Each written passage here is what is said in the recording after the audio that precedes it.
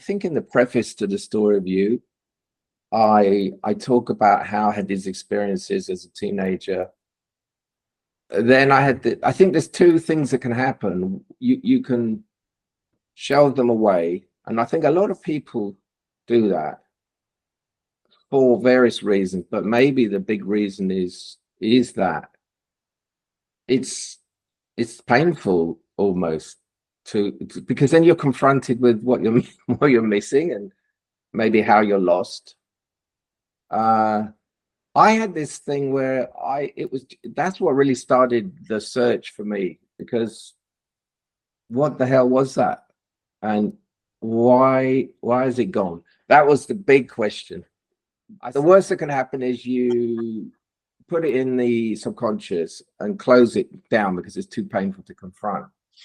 If you don't do that, if you don't lock it away, then there's this kind of itch in you.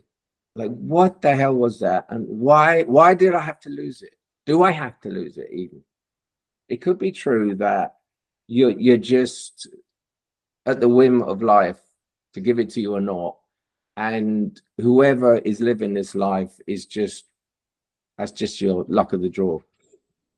The thing is, I gone deep into that question, and my conclusion is that isn't the case.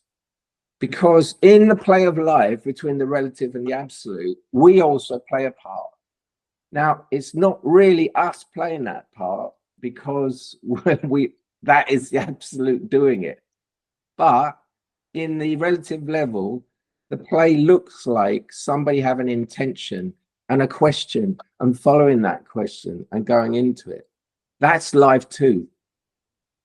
So that's what happened for me. And what I found was this thing that we're calling personality, which is just a word, but it's one way of encapsulating the whole history. And, Priscilla and Krishnamurti used the word conditioning. To understand what's between you and those experiences seems to be the only thing you can do. And I'll cover that by saying, when I say you do, it's life doing it, really. But if life has put the yearning in you, it looks in the relative level like you're doing it. Beyond that, it's the yearning being played out and followed, just as a child doing a painting is. I mean, in a way, it's a proposition to you that this is a real thing, and you obviously have to find it out. But what does it take for you, for one, to get beyond that identity or that belief that I'm a bad person, or whatever your particular belief is? That's the real nub of it. How do you penetrate that? That's what we kind of go into here. It's like different angles you can go into that, and it can break down from different angles, I would say, of approach, through different approaches.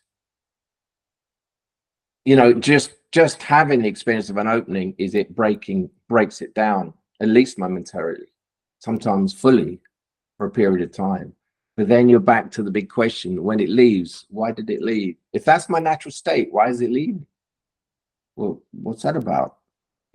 That's why we focus on personality here, because the unanswered bit there all comes from personality. So to penetrate what personality is in your particular case is the way out.